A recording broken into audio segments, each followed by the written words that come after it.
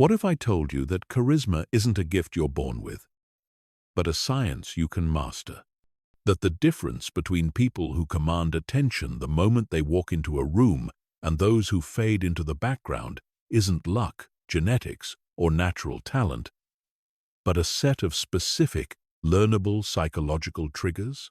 Most people spend their entire lives believing that some individuals are just naturally magnetic, while others are doomed to be forgettable.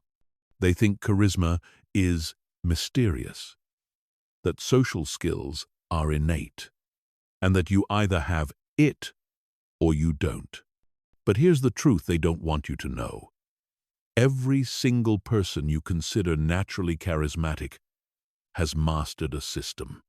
They understand the psychological principles that make humans instinctively drawn to certain people and repelled by others. The most magnetic people in the world aren't lucky. They're strategic. They've cracked the code of human psychology and learned to activate specific triggers in every interaction. They know how to make their presence felt without saying a word, how to make people feel like the most important person in the room, and how to become unforgettable in just minutes. This isn't about manipulation or fake charm. This is about understanding how the human brain is wired for connection and leveraging those natural patterns to become genuinely magnetic. By the time you finish this, you'll never walk into a room the same way again. You'll have the blueprint to transform from invisible to irresistible, from ignored to influential. Chapter 1. The magnetism myth that's keeping you invisible. Let's destroy the biggest lie you've been told about charisma. You've been programmed to believe that magnetic people are born different, that they have some mysterious quality you'll never possess. This is not just wrong, it's destructive. It's the exact mindset that keeps you trapped in invisibility, while others effortlessly command attention and respect. The truth is that magnetism is a skill, and like any skill, it can be learned, practiced, and mastered. But here's where most people go wrong. They think being magnetic means being loud, extroverted, or constantly entertaining. They believe they need to be the center of attention, always talking, always performing. This couldn't be further from reality. Real magnetism has nothing to do with being the loudest person in the room. In fact, some of the most magnetic people are quiet, thoughtful, and deliberate in their interactions. What makes them magnetic isn't their volume, it's their presence. It's their ability to make others feel something powerful when they're around them. The most dangerous myth is that charismatic people are naturally confident and never feel nervous or insecure. This is complete nonsense. Every magnetic person has felt awkward, nervous, and out of place. The difference is they've learned to work with these feelings instead of being paralyzed by them. They've discovered that confidence isn't the absence of fear. It's acting powerfully, despite feeling uncertain. Another destructive belief is that magnetism requires you to be fake or manipulative. People think that to be charismatic, you need to put on an act, say what others want to hear, or pretend to be someone you're not.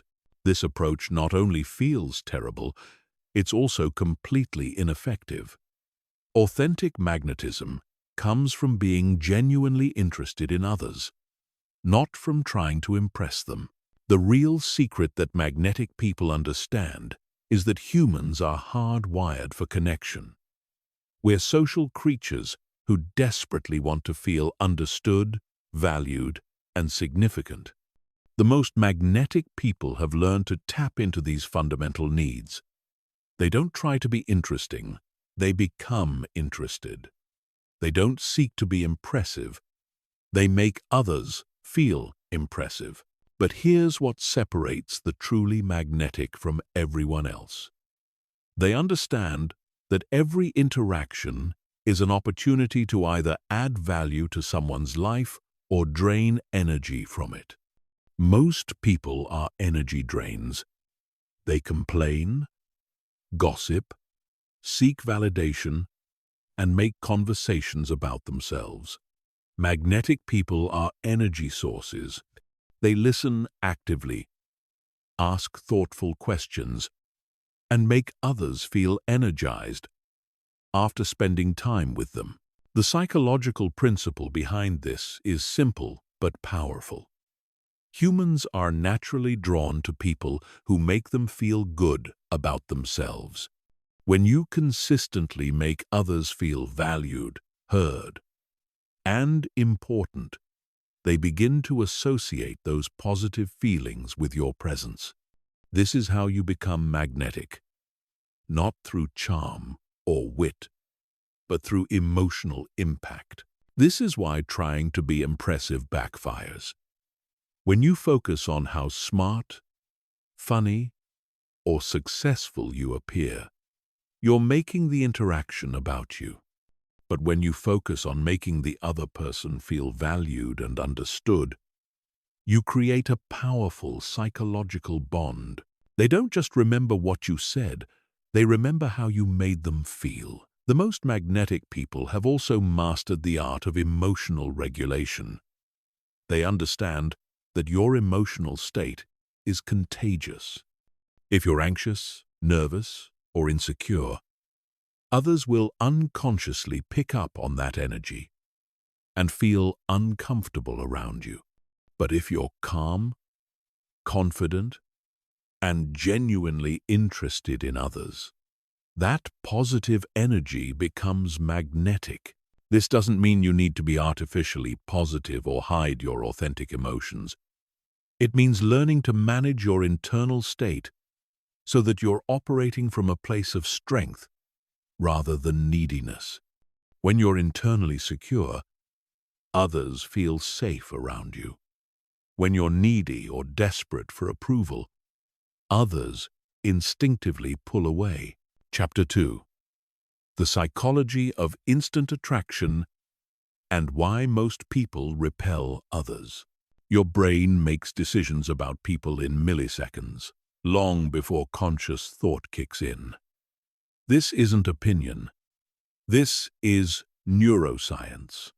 Within the first 7 seconds of meeting someone, your subconscious mind has already categorized them as attractive or repulsive, trustworthy or suspicious, valuable or insignificant. Understanding this process is the key to becoming instantly magnetic. Most people are completely unaware of the psychological signals they're broadcasting. They walk into interactions focused on their own insecurities, worried about how they're being perceived, desperate to make a good impression. This internal focus creates exactly the opposite effect they're hoping for. Instead of appearing confident and attractive, they come across as needy and uncomfortable. The fundamental problem is that most people approach social interactions from a place of scarcity rather than abundance. They're thinking about what they can get from the interaction rather than what they can give. This mindset is instantly detectable and deeply unattractive. People can sense when someone needs something from them, and it triggers an unconscious resistance. Here's what happens in your brain when you meet someone operating from scarcity. Your mirror neurons pick up on their neediness. Your amygdala registers it as a potential threat to your energy, and your social brain automatically creates distance. You might not consciously know why you don't like someone, but your subconscious mind has already decided they're not safe to connect with. Contrast this with how your brain responds to someone operating from abundance. When someone is genuinely interested in you without needing anything in return, when they're comfortable with silence, when they seem content and secure in themselves, your brain categorizes them as high value. You instinctively want to be around them more. The most repulsive behaviors all stem from this scarcity mindset. Constantly talking to fill silence. Asking questions just to keep the conversation going. Agreeing with everything someone says to avoid conflict. Name-dropping to seem impressive. Checking your phone to appear busy. Fidgeting or displaying nervous energy. Interrupting to share your own stories. And seeking validation through compliments or reactions. Each of these behaviors broadcasts insecurity and neediness. They signal that you're not comfortable with yourself, that you need external validation to feel good, and that you're more focused on your own experience than on creating value for others. Magnetic people operate completely differently. They approach interactions from abundance, knowing they have value to offer without needing anything in return. This fundamental shift in mindset changes everything about how they show up in social situations. When you operate from abundance, you're comfortable with silence because you don't need to prove yourself through constant talking. You ask questions because you're genuinely curious, not because you're desperate to keep the conversation alive. You're willing to disagree or challenge ideas because you're not dependent on others' approval. You give your full attention without checking your phone because you understand that presence is a gift. This abundance mindset is based on a crucial understanding. You cannot control whether others like you, but you can control whether you add value to their lives. When you shift your focus from getting approval to giving value, everything changes. You become instantly more attractive because you're no longer needy. But here's the deeper psychology at work. Humans are naturally drawn to people who seem to have access to resources, whether those resources are emotional, social, or material. When you operate from abundance, you signal that you have plenty of these resources to share. This makes you magnetic because people want to be around those who can elevate their experience. The most powerful psychological trigger for attraction is the feeling of being truly seen and understood. Most people go through life feeling invisible, like they're just playing roles and wearing masks. When someone makes them feel genuinely seen for who they really are, it creates an intense psychological bond. This is why surface-level small talk feels so unsatisfying and why deeper conversations create connection. When you ask thoughtful questions, listen actively, and reflect back what someone is really saying beneath their words, you're giving them something most people desperately crave but rarely receive. The neuroscience behind this is fascinating. When someone feels truly understood, their brain releases oxytocin, often called the bonding hormone. This chemical response creates feelings of trust, connection, and attachment. The person begins to associate these positive feelings with your presence, making them naturally drawn to spend more time with you. Chapter 3. The magnetic mindset that changes everything. The difference between magnetic people and everyone else isn't what they do, it's how they think.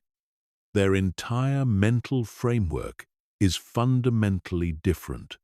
While most people are trapped in self-focused thinking patterns, magnetic individuals have rewired their brains to operate from a completely different paradigm. The first pillar of magnetic thinking is shifting from internal focus to external focus. Most people spend social interactions trapped in their own heads, worried about how they look, what to say next, whether they're being judged, and if they're making a good impression. This internal preoccupation is social suicide because it prevents you from being present with others. Magnetic people have trained themselves to become completely absorbed in the other person. Instead of wondering what others think of them, they become fascinated by understanding others. Instead of planning their next comment, they listen so intently that they often surprise themselves with their responses. This shift from self-focus to other focus is the foundation of magnetism. But this isn't about being selfless or sacrificing your own needs. It's about understanding a fundamental truth. When you make others feel significant, you become significant to them. When you make others feel interesting, you become interesting to them. When you make others feel valued, you become valuable to them. The second pillar is adopting an abundance mentality in all social interactions. This means approaching every encounter knowing that you have unlimited value to give without needing anything in return. You're not trying to get approval, validation, or anything else from others. You're simply offering your genuine presence and interest as a gift. This abundance mentality eliminates neediness, which is the most repulsive quality in social interactions. When you need nothing from others, paradoxically, they want to give you everything.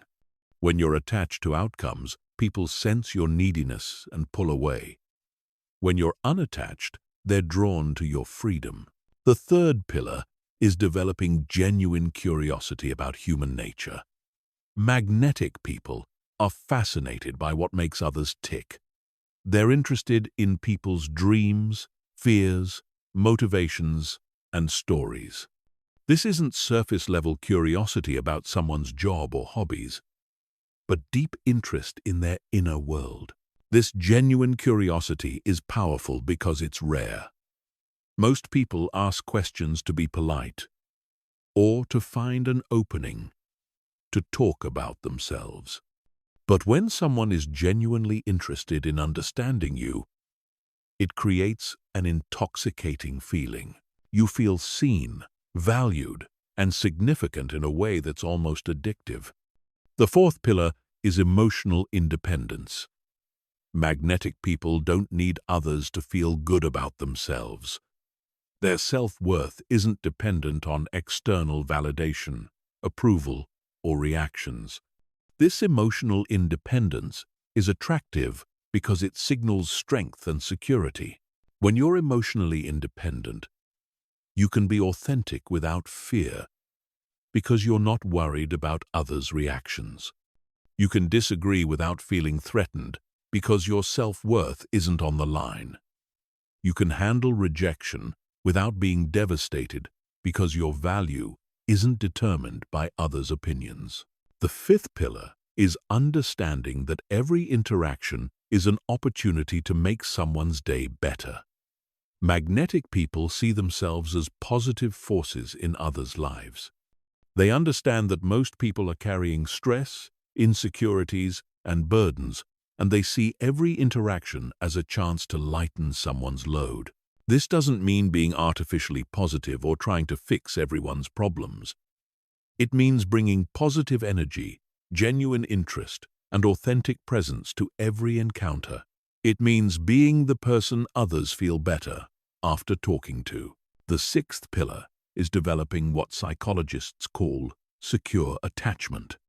This means being comfortable with intimacy without being needy, being independent without being distant, and being emotionally available without being overwhelming. Securely attached people are magnetic because they offer the perfect balance of connection and freedom. The seventh pillar is mastering your internal state. Magnetic people understand that their emotional state affects everyone around them. They take responsibility for their energy and make sure they're operating from a positive, centered place before entering social situations. This doesn't mean being fake or suppressing negative emotions. It means being aware of your internal state and managing it responsibly. If you're feeling anxious, angry, or insecure, you handle those emotions privately rather than making others responsible for managing your emotional state. The eighth pillar is developing unshakable self-acceptance. Magnetic people have made peace with their imperfections. They don't try to hide their flaws or pretend to be perfect. Their comfort with their own humanity makes others feel safe to be human around them. When you accept yourself completely, others feel permission to be authentic around you. Your self-acceptance creates psychological safety that allows genuine connection to emerge. People are drawn to those around whom they can drop their masks and be real. Chapter 4. The Science of Presence and How to Command Attention Without Saying a Word. Presence is the most underestimated aspect of magnetism, yet it's often the most powerful. Before you speak a single word, your presence is already communicating volumes about who you are and how others should treat you. Understanding and mastering presence is like having a secret weapon in every social interaction. Presence starts with your relationship with space. Magnetic people move through the world as if they belong everywhere they go. They don't apologize for taking up space. They don't shrink themselves to make others comfortable. And they don't move tentatively as if they're afraid of being noticed. They inhabit their body fully and move with quiet confidence. This isn't about being aggressive or dominating. It's about being comfortable in your own skin and owning your right to exist in any space. When you move with this kind of grounded confidence, others automatically perceive you as someone worth paying attention to. Your posture is constantly communicating your internal state to everyone around you. Slouched shoulders signal defeat and insecurity. A rigid, puffed-up posture signals overcompensation and insecurity. But a naturally upright, relaxed posture signals confidence and comfort with yourself. The key is finding what psychologists call centered posture. This means standing or sitting with your spine naturally erect, your shoulders relaxed, and your weight evenly distributed. Your head should be level, not tilted up in arrogance or down in submission.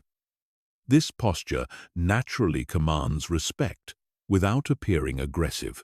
Your breathing also affects your presence in ways most people never realize. Shallow, quick breathing signals anxiety and makes others unconsciously uncomfortable around you. Deep, slow breathing signals calm confidence and actually has a calming effect on others. Magnetic people breathe from their diaphragm, not their chest. This deeper breathing naturally slows their speech, lowers their voice, and creates a sense of groundedness that others find attractive. Practice breathing deeply and slowly, especially in social situations, and notice how it affects both your confidence and others' reactions to you. Eye contact is perhaps the most powerful tool for creating presence, but most people use it incorrectly. They either avoid eye contact out of insecurity or use too much in an attempt to appear confident. Magnetic people have mastered the art of comfortable, natural eye contact that creates connection without intimidation. The secret is to maintain eye contact when the other person is speaking as a sign of respect and attention. Break eye contact occasionally when you're speaking to avoid seeming aggressive, and always return to eye contact when making important points. Your eye contact should feel natural and comfortable, not forced or intense. But true presence goes deeper than physical posture and eye contact. It's about being completely present in the moment rather than distracted by thoughts about the past or future. When you're fully present, others can feel it. They sense that they have your complete attention, which is incredibly rare and valuable in our distracted world. Most people are only partially present in conversations. Part of their mind is thinking about what to say next. Part is judging what the other person is saying. Part is worried about how they appear. And part is distracted by external stimuli. This scattered attention is noticeable and makes others feel unimportant. Magnetic people have trained themselves to be completely absorbed in the present moment. They're not thinking about their response while the other person is talking. They're not judging or evaluating. They're simply receiving and processing what's being shared with them. This complete presence is magnetic because it makes others feel truly heard and valued. Developing presence also requires mastering your relationship with silence. Most people are terrified of conversational pauses and rush to fill every moment with words. But silence can be incredibly powerful when used correctly. Comfortable silence signals confidence and allows space for deeper thoughts and emotions to emerge. Magnetic people are comfortable with pauses in conversation. They don't feel compelled to fill every moment with chatter. They allow silence to exist naturally, using it to create emphasis, allow processing time, and invite deeper sharing from others. Your energy level also significantly affects your presence. Low energy makes you forgettable and draining to be around. Manic, excessive energy makes you overwhelming and exhausting. Magnetic people have learned to maintain what psychologists call calm energy, a steady, positive vitality that's both engaging and sustainable. This calm energy comes from being genuinely interested in life and others without being dependent on external stimulation for excitement. You're enthusiastic, but not desperate. Engaged, but not overwhelming. Positive, but not manic. The final aspect of presence is what researchers call embodied confidence. This means your confidence isn't just mental but physical. You feel secure and grounded in your body, not disconnected or uncomfortable with your physical presence. When you're embodied, your movements are natural and flowing rather than stiff or nervous. You use gestures that support your words rather than distract from them. You move with purpose rather than restlessness. This embodied confidence is deeply attractive because it signals that you're comfortable with yourself at the most fundamental level. Chapter 5. The Art of Deep Connection and Making Anyone Feel like the Most Important Person in the World. The ability to create deep connection quickly is what separates truly magnetic people from those who are merely charming or entertaining. While surface-level charisma might get attention, it's the capacity to make others feel genuinely understood and valued that creates lasting attraction and influence. Deep connection starts with understanding that every person you meet is fighting battles you know nothing about, carrying dreams that might never be spoken, and desperately wanting to feel significant and understood. When you approach others with this understanding, your entire demeanor changes. You become naturally more compassionate, patient, and interested. The first principle of deep connection is learning to listen not just to words, but to emotions, meanings, and what's not being said. Most people listen to respond rather than to understand. They're waiting for their turn to talk, formulating their reply, or judging what they're hearing. This shallow listening prevents real connection from forming. Magnetic people listen with what psychologists call empathic accuracy. They tune into the emotions behind the words, the needs beneath the statements, and the fears hiding behind the confidence. They listen for what the person is really trying to communicate, which is often different from what they're actually saying.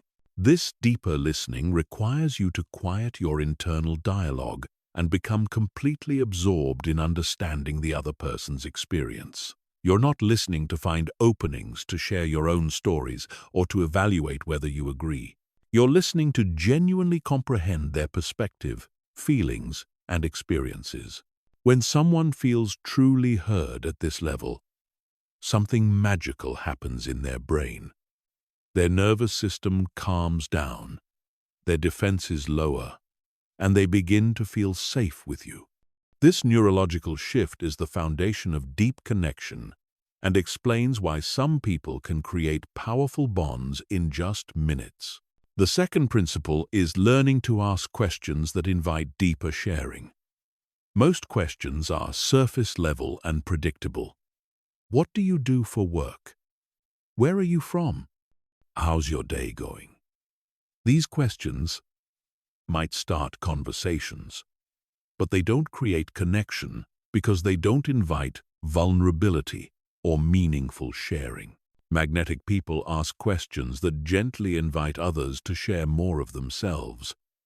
Instead of, "What do you do?"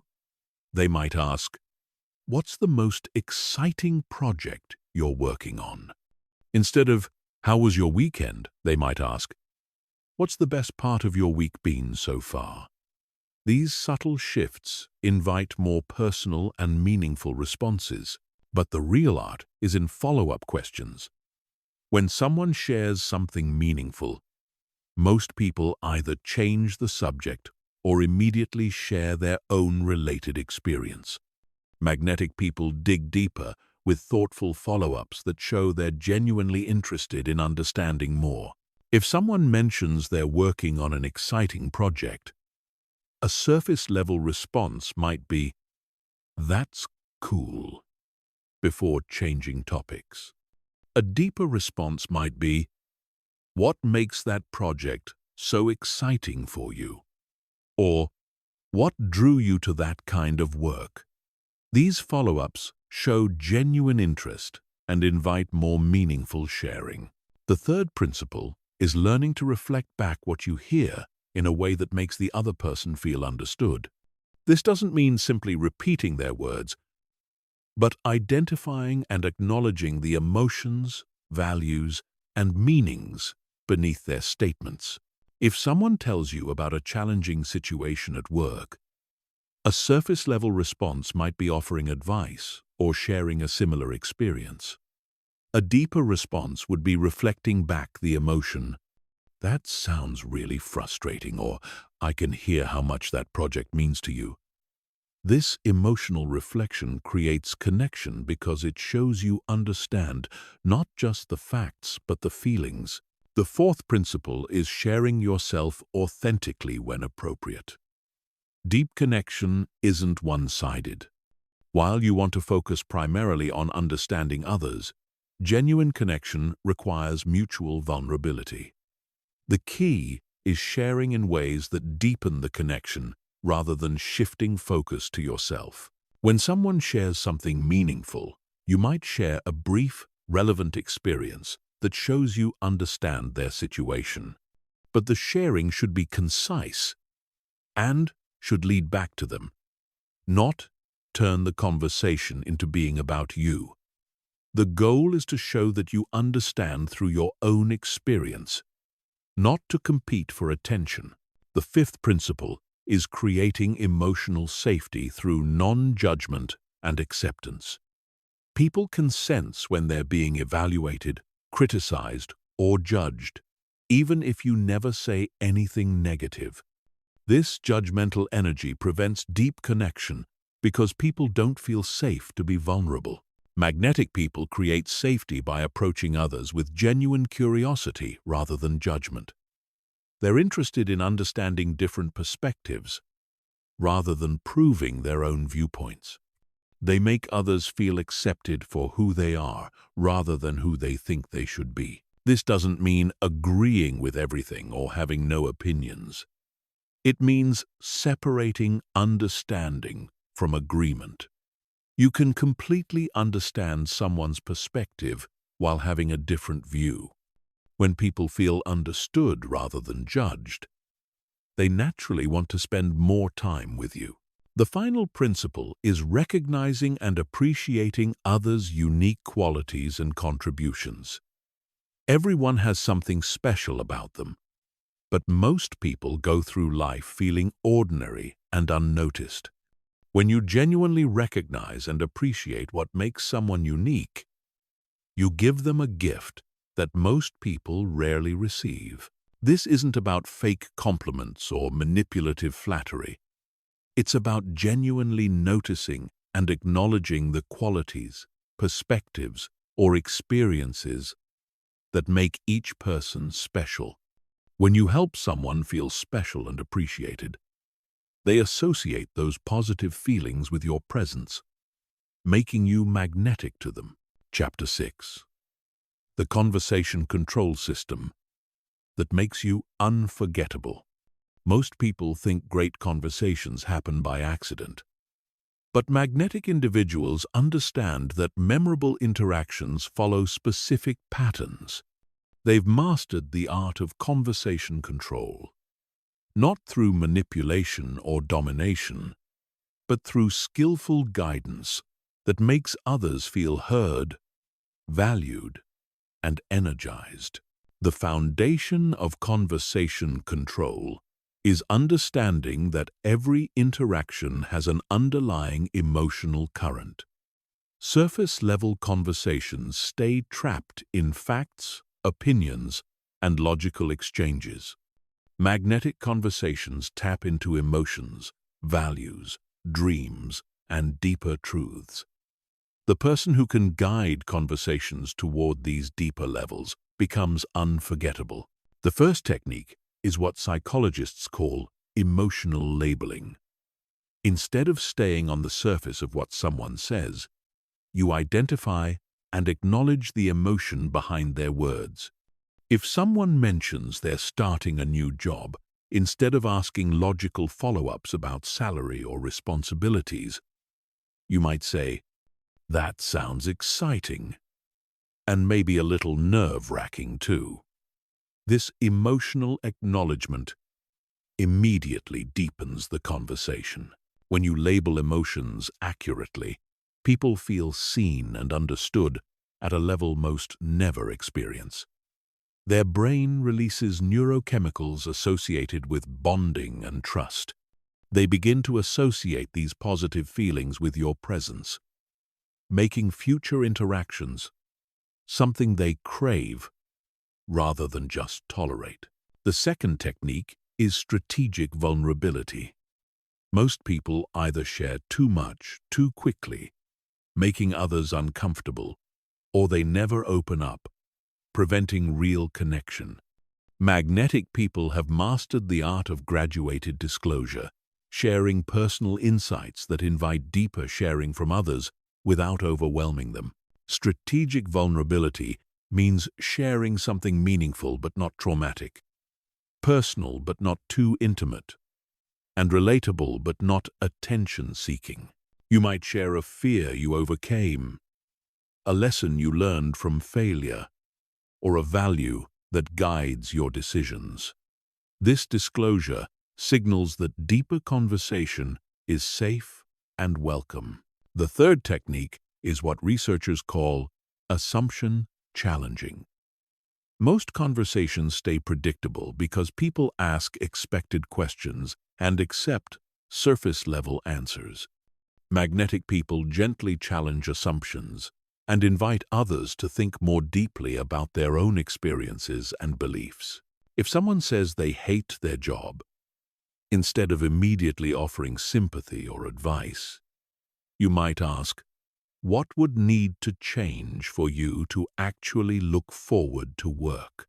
This type of question shifts the conversation from complaining to possibility, from problems to solutions, from victim mindset to empowered thinking. The fourth technique is masterful use of pauses and silence. Most people are uncomfortable with conversational gaps and rush to fill them with meaningless chatter. Magnetic people understand that strategic pauses create space for deeper thoughts and emotions to emerge. After someone shares something meaningful, instead of immediately responding, you pause for 2 to 3 seconds. This pause signals that you're truly considering what they've said rather than just waiting for your turn to talk. It also creates space for them to add more depth to their sharing, often revealing information they wouldn't have shared otherwise. The fifth technique is what psychologists call reframing statements. When someone shares a problem or challenge, instead of offering solutions or sympathy, you help them see their situation from a different perspective. This doesn't mean dismissing their concerns, but helping them discover new ways of thinking about their experiences. If someone complains about a difficult boss, instead of joining in the criticism, you might say, "It sounds like this situation is really testing your patience and communication skills. What do you think you're learning about yourself through this challenge?" This reframe shifts focus from victimhood to growth, from external blame to internal development. The sixth technique is active curiosity escalation. Instead of asking one question and moving on, magnetic people dig deeper with follow-up questions that show genuine interest in understanding the complete picture. Each question builds on the previous answer, creating a natural progression toward more meaningful sharing. This isn't interrogation but genuine exploration. You're not asking questions to fill time or gather information, but because you're genuinely fascinated by this person's unique perspective and experience. This authentic curiosity is rare and magnetic, because most people ask questions out of politeness rather than genuine interest. The seventh technique is emotional amplification. When someone shares something positive, you don't just acknowledge it and move on. You help them relive and expand on the positive emotion. If they mention an accomplishment, you might ask, "What was the exact moment you realized you had succeeded?" Or, "Who was the first person you wanted to share that news with?" This emotional amplification serves two purposes. It makes the person feel celebrated and valued, and it associates you with positive emotions. They begin to think of you as someone who makes them feel good about themselves and their accomplishments. The eighth technique is pattern recognition and insight offering. As you listen deeply to someone, you begin to notice patterns in their stories, values, and experiences. Magnetic people occasionally offer gentle insights about these patterns, helping others understand themselves better. You might notice that someone consistently chooses challenging projects and say, "I'm noticing something interesting about you. You seem drawn to situations that push you to grow. Is that something you do intentionally?" This type of insight makes people feel understood at a deeper level and positions you as someone who truly sees them. The final technique is conversation seeding. Throughout the interaction, you plant seeds for future conversations by asking about upcoming events, ongoing projects, or developing situations. This shows that you're interested in their life beyond this single interaction and creates natural reasons to reconnect. Instead of ending conversations with generic pleasantries, you might say, "I'd love to hear how that presentation goes next week," or, "You'll have to tell me what you think of that book when you finish it." This forward-looking interest makes people feel valued and creates anticipation for future interactions.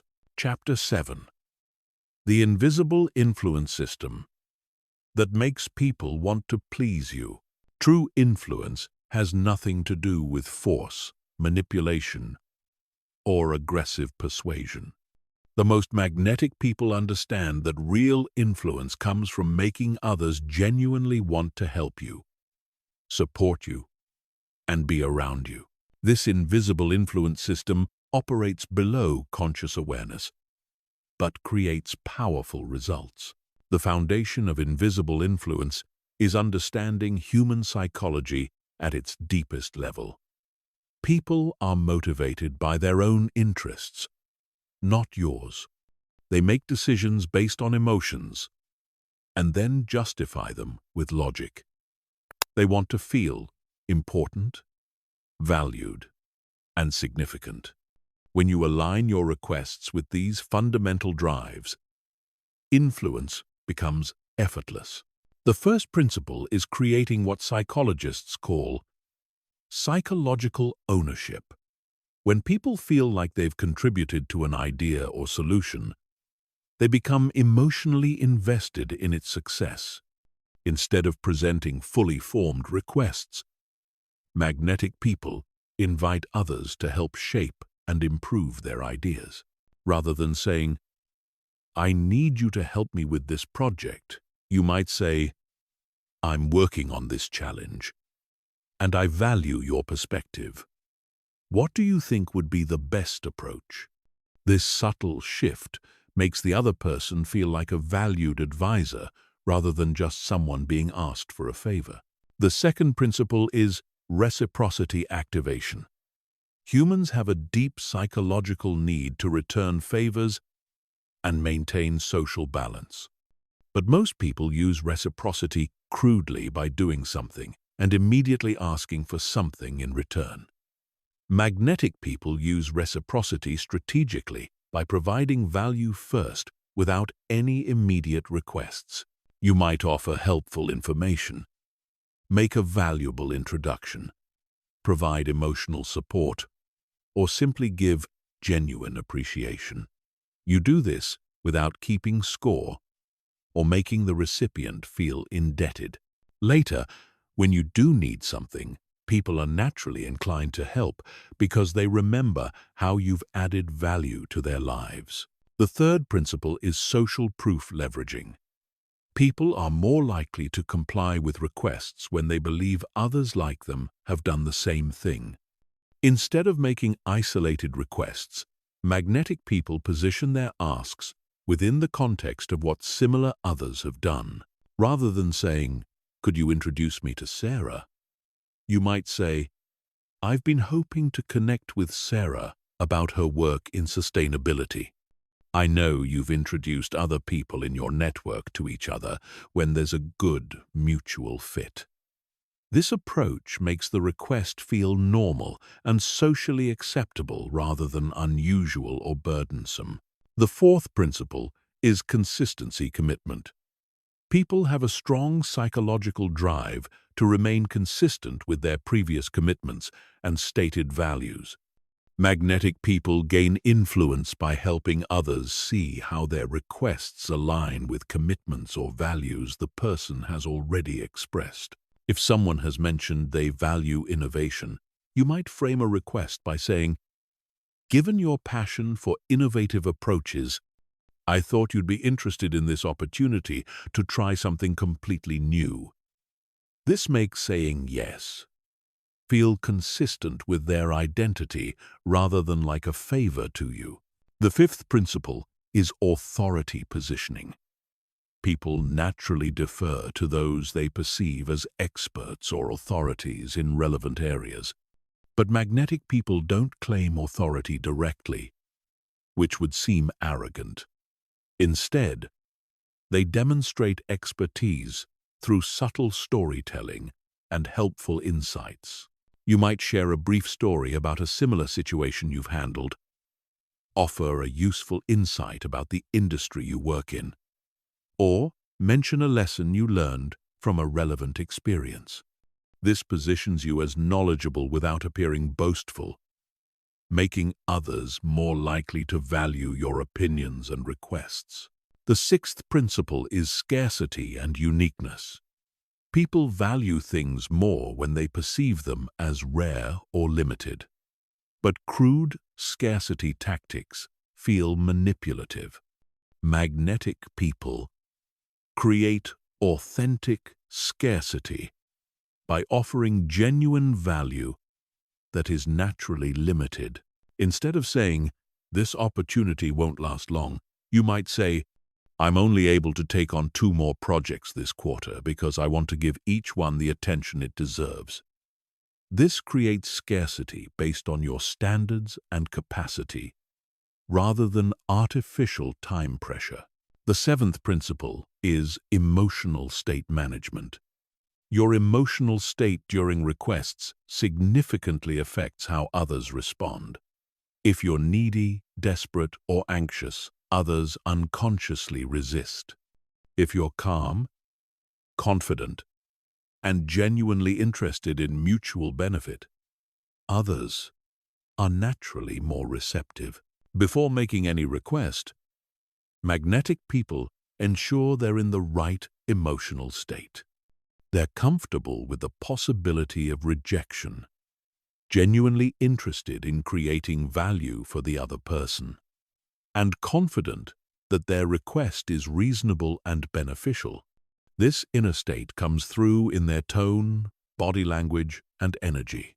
The 8th principle is timing and context optimization. The same request can get completely different responses depending on when and how it's made. Magnetic people pay attention to others' moods, energy levels, and circumstances before making requests. They avoid asking for favors when someone is stressed, rushed, or dealing with challenges. Instead, they wait for moments when the person is in a positive state, has time to consider the request properly, and is most likely to see the mutual benefits. This timing awareness dramatically improves their success rate. The 9th principle is what researchers call reason why psychology. People are more likely to comply with requests when they understand the reasoning behind them, even when the reason seems obvious. Adding a brief explanation makes requests feel more reasonable and thoughtful. Instead of simply asking, "Could you review this document?" you might say, "Could you review this document? I value your perspective on these types of projects, and your feedback would help me make sure I'm not missing anything important." The added context makes the request feel more meaningful and personal. The final principle is graceful acceptance of all responses. How you handle rejection affects your future influence with that person. Magnetic people respond to no with understanding and appreciation rather than disappointment or pressure. They make it easy for others to say no, which paradoxically makes them more likely to say yes to future requests. Chapter 8. Body Language Mastery and the Silent Signals that Control Every Interaction. Your body is constantly communicating, sending signals that others interpret unconsciously but powerfully. Most people are completely unaware of the messages they're broadcasting through their posture, gestures, facial expressions, and movement patterns. Magnetic individuals have mastered this silent language, using their physical presence to create attraction, trust, and influence. Understanding body language starts with recognizing that humans evolved to read physical signals for survival. Your ancient brain is constantly scanning others for signs of threat, dominance, submission, health, confidence, and emotional state. These assessments happen in milliseconds and strongly influence how others respond to you. The foundation of magnetic body language is what psychologists call centered presence. This means your physical being reflects inner confidence and stability. You're neither rigid with tension nor collapsed with insecurity. Your body naturally expresses the calm confidence of someone who belongs wherever they are. Centered presence begins with your relationship to gravity and space. Instead of fighting gravity by pulling yourself up artificially or surrendering to it by collapsing, You work with it by finding natural balance and alignment. Your spine is naturally erect without being stiff.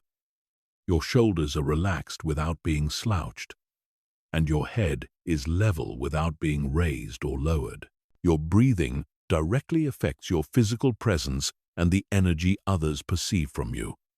Shallow, rapid breathing signals anxiety and creates tension that others unconsciously pick up on. Deep, slow breathing from your diaphragm signals calm confidence and actually helps others feel more relaxed around you. Practice breathing deeply and slowly, especially in social situations. This deeper breathing naturally slows your speech, lowers your voice pitch, and creates a grounded quality that others find attractive. Your breath is the foundation of your physical presence, affecting everything from your posture to your energy. Your relationship with eye contact reveals more about your inner state than any other single factor. Confident people make comfortable, natural eye contact that creates connection without intimidation.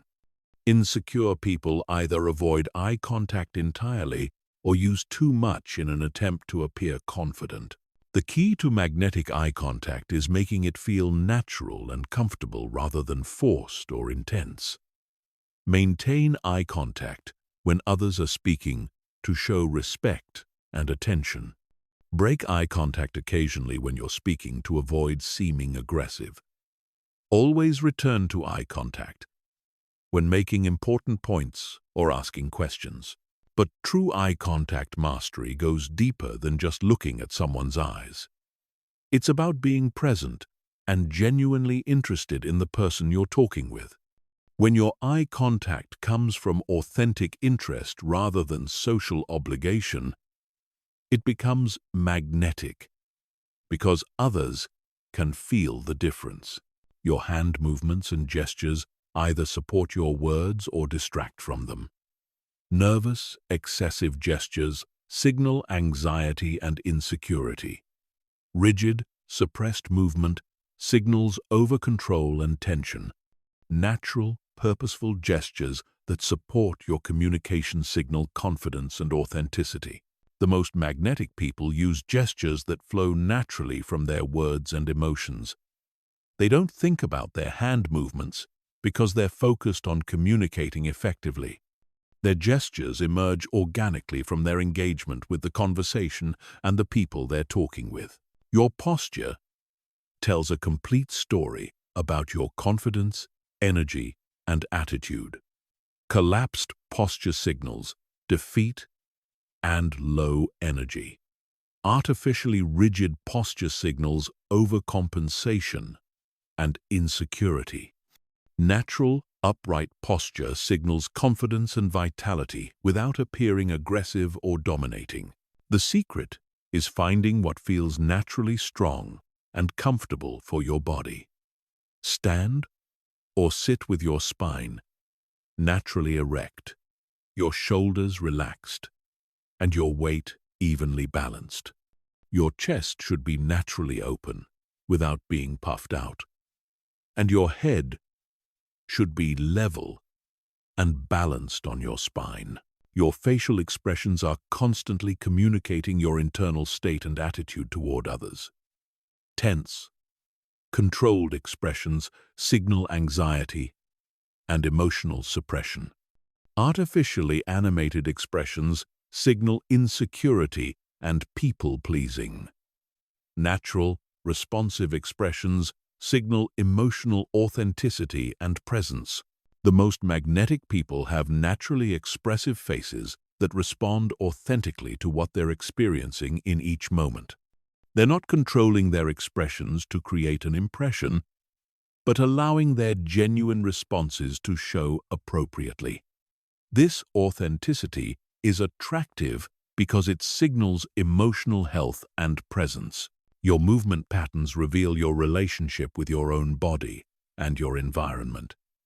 Jerky, nervous movements signal anxiety and discomfort.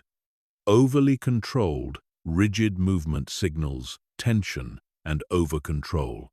Fluid, purposeful movement signals confidence and comfort with yourself. Practice moving with intention and grace. Whether you're walking across a room, reaching for something, or adjusting your position, move deliberately rather than nervously. This purposeful movement signals that you're comfortable in your body and confident in your environment. Your spatial awareness affects how others experience your presence. People who take up too little space signal insecurity and low status. People who take up too much space signal insecurity disguised as dominance. Magnetic people take up appropriate space naturally, neither shrinking nor expanding beyond what feels authentic. This means sitting or standing in ways that feel naturally comfortable without apologizing for your presence or trying to dominate others. You belong in any space you're in, and your body language should reflect this quiet confidence without being aggressive or inconsiderate. Your response to others' body language is just as important as your own. Magnetic people are skilled at reading and responding appropriately to others' physical signals. If someone seems closed off, they create more space. If someone seems anxious, they project calm. If someone seems energetic, they match their enthusiasm appropriately. This responsive body language shows that you're attuned to others and care about their comfort. It demonstrates social intelligence and empathy, making others feel understood and respected. This sensitivity to others' physical and emotional states is a key component of magnetism. The integration of all these elements creates what researchers call embodied confidence. This means your confidence isn't just mental but is expressed through every aspect of your physical presence. Your body, breath, movement, and energy all align to communicate authentic strength and attractiveness. Chapter 9. The rapport building system that creates instant trust and connection. Rapport is the invisible bridge that connects human beings at an unconscious level. When rapport exists, communication flows effortlessly, trust develops naturally, and influence becomes possible. Without rapport, even the most logical arguments and compelling presentations fall flat. Understanding and mastering rapport building is essential for anyone who wants to become truly magnetic. Rapport operates below conscious awareness through what neuroscientists call mirror neuron activation. When you're in rapport with someone, your brains literally synchronize. Your breathing patterns align. Your vocal tones become similar. Your body language mirrors each other, and your energy levels match. This neurological synchronization creates feelings of familiarity, safety, and connection. The foundation of rapport building is what psychologists call pacing and leading. You begin by subtly matching the other person's communication style, energy level, and emotional state. Once rapport is established, you can gradually lead them toward different states or behaviors. This process must be done naturally and authentically, never as obvious mimicry. The first level of rapport building is matching communication preferences. Some people process information visually and use phrases like, "I see what you mean," or "that looks good to me." Others are more auditory and say things like, "that sounds right," or "I hear what you're saying." Still, others are kinesthetic and use phrases like, "that feels right," or "I can grasp that concept." Listen for these language patterns and subtly incorporate similar sensory language into your responses. If someone says, "I can't see how this will work," you might respond with, "Let me paint a clearer picture of the benefits." This sensory matching helps the other person feel understood at an unconscious level. The second level is matching energy and pacing. If someone speaks quickly and has high energy, matching their pace initially will help you connect with them. If someone is more reflective and speaks slowly, respecting their tempo will create better rapport than trying to speed them up. This doesn't mean becoming a chameleon, but being sensitive to others' natural rhythms. The key is to match initially and then gradually lead toward a more optimal energy level for the interaction. You might start by matching someone's low energy and then slowly become more animated, bringing them with you to a more positive state. The third level is emotional state matching. If someone is concerned or worried about something, immediately jumping to optimism will break rapport. Instead, you acknowledge their concern and match their serious tone before gradually helping them see possibilities for improvement. This emotional sensitivity shows that you understand and respect their current experience. However, you never match negative emotions completely or stay there. Your goal is to acknowledge where they are emotionally and then gradually lead them to a better state. This requires emotional intelligence and the ability to manage your own state while being responsive to others. The fourth level is value and priority alignment. Listen for what's important to the other person and demonstrate that you understand and respect those priorities. If someone values efficiency, emphasize how your ideas will save time. If someone values relationship building, focus on how your suggestions will improve connections with others.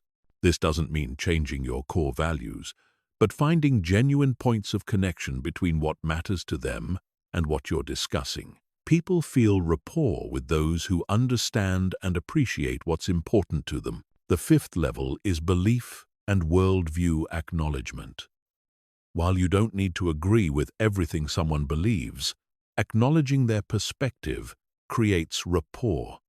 You might say, "I can understand why you see it that way," or "That perspective makes sense, given your experience." This validation of their viewpoint creates safety for further discussion. Even when you disagree, you can create rapport by showing respect for their thinking process and acknowledging valid points within their position. This respectful disagreement actually builds more rapport than false agreement because it shows you're genuinely listening and considering their ideas. The sixth level is shared experience creation. Humans bond through common experiences, interests, or backgrounds. Listen for opportunities to discover genuine connections. Perhaps you've both traveled to the same place, faced similar challenges, or share common interests. These shared experiences create natural rapport, but avoid forcing connections that don't genuinely exist. People can sense when you're trying too hard to find commonalities. Focus on authentic shared experiences and interests rather than stretching to create artificial connections. The seventh level is future vision alignment. When you can help someone see how your ideas or suggestions align with their future goals and aspirations, powerful rapport develops. Instead of focusing only on immediate benefits, connect your proposals to their long-term vision and dreams. This requires understanding not just what they want now, but where they're trying to go in life or business.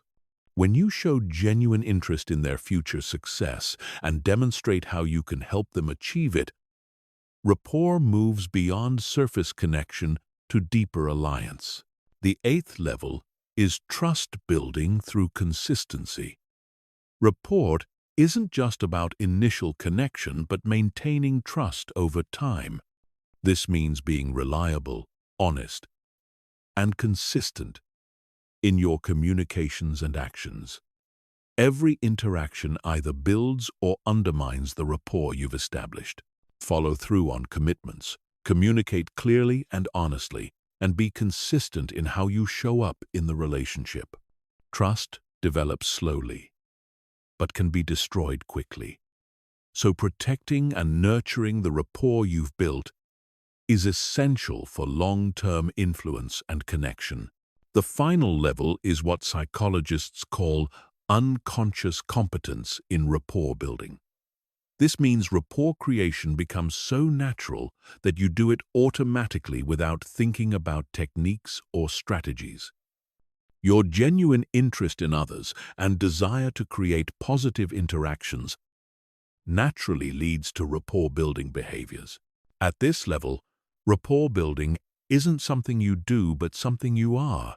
Your authentic desire to understand, connect with, and add value to others' lives naturally creates the conditions for deep rapport and lasting relationships. Chapter 10. The Difficult People Strategy that turns enemies into allies. Every magnetic person eventually encounters difficult, hostile, or challenging individuals. The difference between those who remain magnetic and those who lose their power is how they handle these challenging interactions. Instead of becoming defensive, argumentative, or withdrawn, truly magnetic people have developed strategies that often transform their most difficult encounters into their most powerful relationships. The foundation of handling difficult people is understanding that their behavior usually isn't about you, even when it feels personal.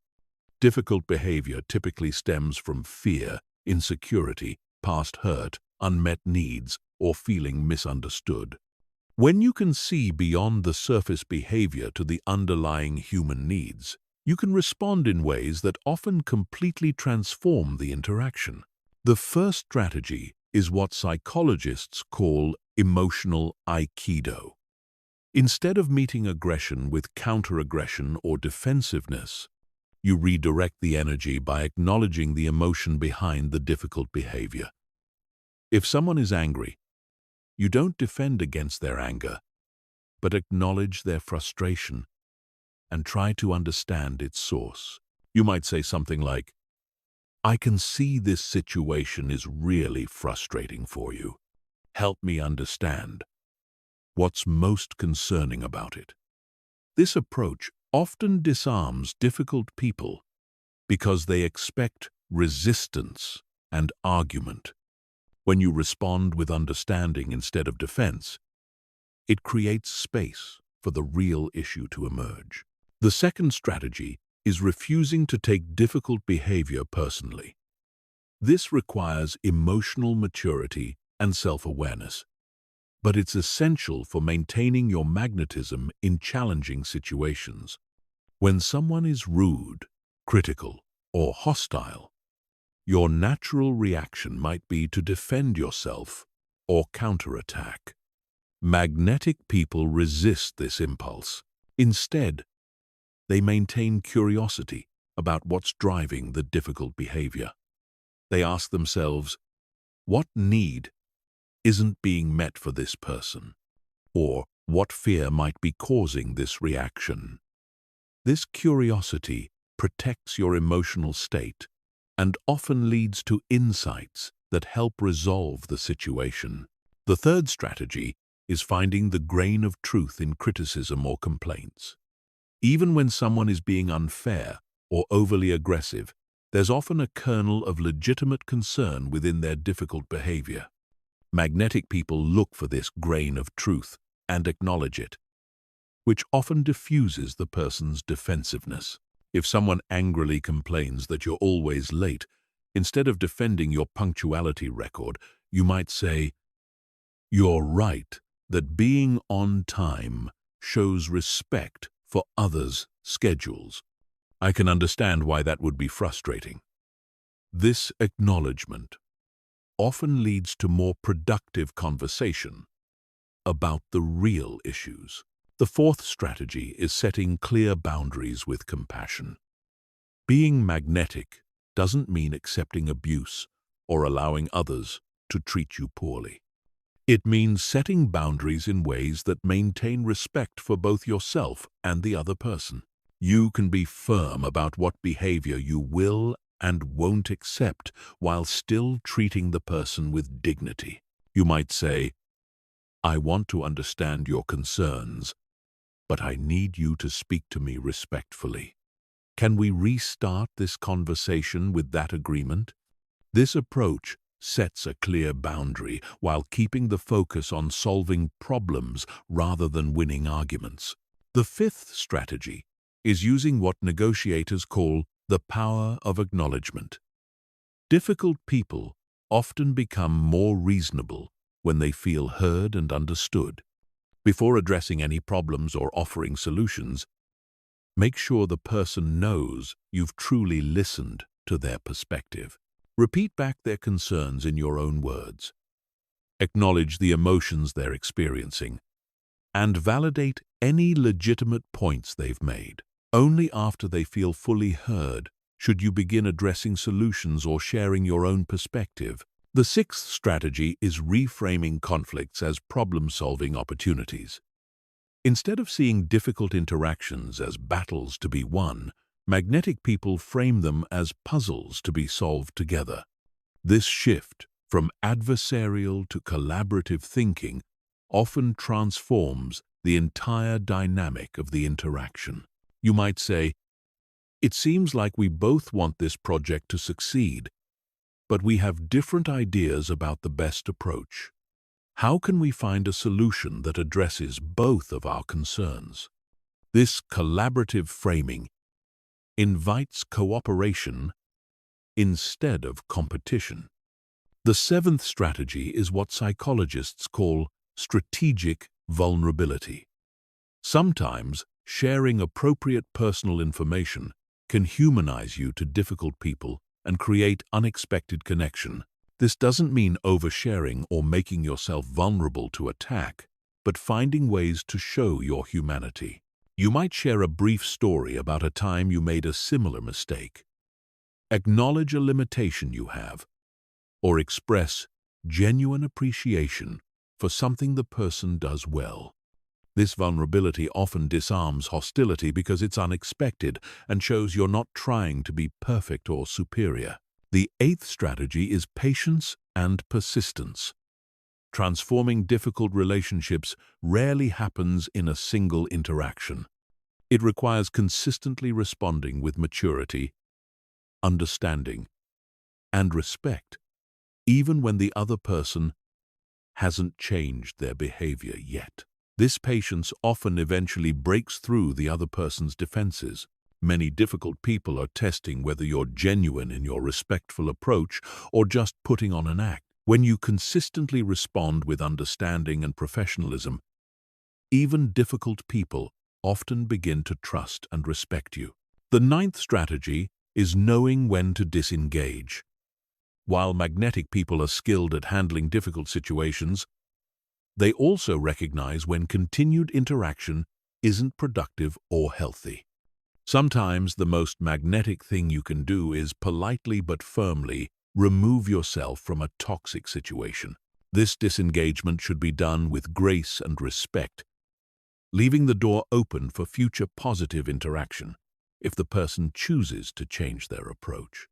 You're not burning bridges, but you're also not subjecting yourself to ongoing abuse or negativity. The final strategy is maintaining your own emotional state, regardless of others' behavior. This is perhaps the most important skill because your emotional state affects every aspect of how you handle difficult people. If you become angry, defensive, or upset, you lose your ability to respond strategically and often make situations worse. Before and during challenging interactions, focus on maintaining your center. Breathe deeply. Remember your values and goals, and choose responses that align with who you want to be. rather than reacting to how others are behaving. This emotional mastery is what allows you to remain magnetic even in difficult situations. Chapter 11. Advanced Social Intelligence and Reading People like an Open Book. Most people stumble through social situations completely blind to the complex web of signals, motivations, and dynamics happening around them.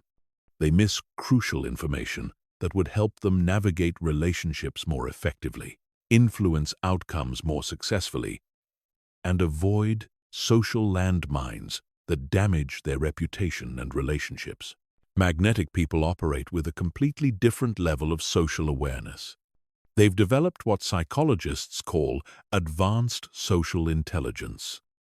The ability to read unspoken communication, understand hidden motivations, predict social dynamics, and position themselves strategically within any social environment. This isn't about manipulation. It's about awareness. The foundation of social intelligence is understanding that every human interaction operates on multiple levels simultaneously. There's the surface level of what people actually say, the emotional level of how they feel, the social level of group dynamics and hierarchy, and the personal level of individual needs and motivations. Most people only operate on the surface level, missing 75% of what's actually happening. Advanced social intelligence begins with reading micro-expressions and body language cues that reveal true emotions despite what someone is saying verbally. Humans leak their real feelings through tiny facial movements, changes in posture, shifts in vocal tone, and unconscious gestures. Learning to read these signals gives you information others don't have access to. When someone says they're fine but their shoulders are tense, their jaw is tight, and they're avoiding eye contact, you know they're actually stressed or upset. When someone claims to agree with an idea but their arms are crossed, they're leaning back, and their voice lacks enthusiasm, you understand. They have reservations they're not expressing. The key is developing what researchers call baseline awareness. Everyone has different normal patterns of behavior, voice, and body language. To read someone accurately, you need to notice their baseline and then observe deviations from it. A naturally animated person becoming still might indicate discomfort, while a usually calm person becoming fidgety could signal excitement or anxiety. Advanced social intelligence also involves understanding social hierarchies and power dynamics that exist in every group setting. Whether it's a business meeting, family gathering, or social event, there are always informal leadership structures, alliances, tensions, and influence patterns that affect how communication flows and decisions get made. Watch for who others look to when decisions need to be made, who speaks first in group discussions, whose opinions carry more weight, who defers to whom, and who seems to have informal influence despite their official position. Understanding these dynamics helps you navigate group situations more effectively and avoid inadvertently challenging the wrong people or aligning with the wrong factions. The most socially intelligent people are also skilled at reading what psychologists call social proof signals. They notice who has high status in a group, who is well respected, who is marginalized, and who is seeking to improve their position. This awareness helps them understand how their association with different people affects their own social standing. They pay attention to how others are treated, what behaviors are rewarded or punished in the group, what topics are safe or dangerous to discuss, and what unspoken rules govern the social environment. This awareness prevents social mistakes and helps them operate more effectively within existing social structures. Another crucial aspect of social intelligence is understanding individual motivation patterns. Every person is driven by core needs and fears that influence their behavior. Some people are primarily motivated by recognition and status, others by security and belonging, others by autonomy and control, and still others by growth and learning. Learning to identify what motivates each individual allows you to communicate with them in ways that resonate deeply. If someone is driven by recognition, you emphasize how your ideas will help them get noticed.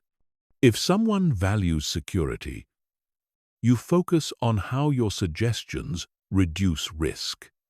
If someone craves autonomy, you present options and let them choose. Advanced social intelligence also involves reading group energy and emotional climates. Every social environment has an underlying emotional tone that affects how people interact. Sometimes the energy is positive and collaborative. Other times it's tense and competitive. Sometimes people are open and receptive. Other times they're defensive and guarded. The most socially intelligent people quickly assess the emotional climate and adjust their approach accordingly. In a tense environment, they might work to lighten the mood or address underlying concerns. In a positive environment, they capitalize on the good energy to advance important conversations or build stronger relationships. They also understand timing and social rhythms. They know when to speak up and when to listen, when to push for decisions and when to let things develop naturally, when to be serious and when to use humor, when to challenge ideas and when to build consensus. This timing awareness dramatically improves their effectiveness in social situations. One of the most sophisticated aspects of social intelligence is understanding what researchers call social scripts, the unwritten rules and expectations that govern different types of interactions. Business meetings have different scripts than family dinners, which have different scripts than cocktail parties or religious gatherings. Socially intelligent people quickly identify which script is operating in any situation and adjust their behavior accordingly. They understand that violating social scripts, even unintentionally, can create discomfort and resistance, while following them appropriately creates ease and acceptance. They also recognize when it's strategic to intentionally break social scripts to create specific effects. A well-timed joke in a serious meeting, a vulnerable admission in a formal setting, or a direct question when everyone is being polite can sometimes create breakthrough moments that change the entire dynamic of an interaction. The most advanced social intelligence skill is what psychologists call perspective-taking accuracy. The ability to understand how situations look and feel from other people's viewpoints. This goes beyond empathy to actual cognitive and emotional accuracy about others' experiences. Most people assume others think and feel similarly to themselves. Socially intelligent people recognize that everyone has different backgrounds, values, fears, and perspectives that shape how they interpret the same situation. They work to understand these different viewpoints rather than projecting their own perspective onto others. This perspective-taking accuracy allows them to predict how others will respond to different approaches, anticipate potential objections or concerns, and tailor their communication to be most effective with each individual. It's like having a social GPS that helps them navigate relationships with precision rather than guesswork.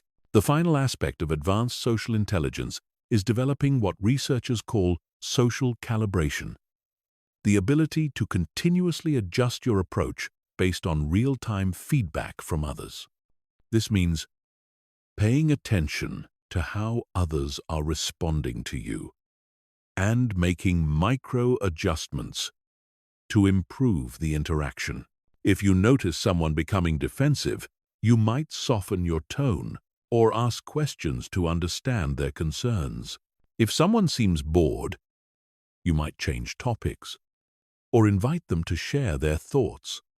If someone appears confused, you might explain things differently or check for understanding. This constant calibration ensures that your social interactions are effective rather than just habitual. You're not just going through social motions, but actively working to create the outcomes you want, while ensuring others feel comfortable and valued in the process. Chapter 12. The magnetic lifestyle design that makes attraction effortless.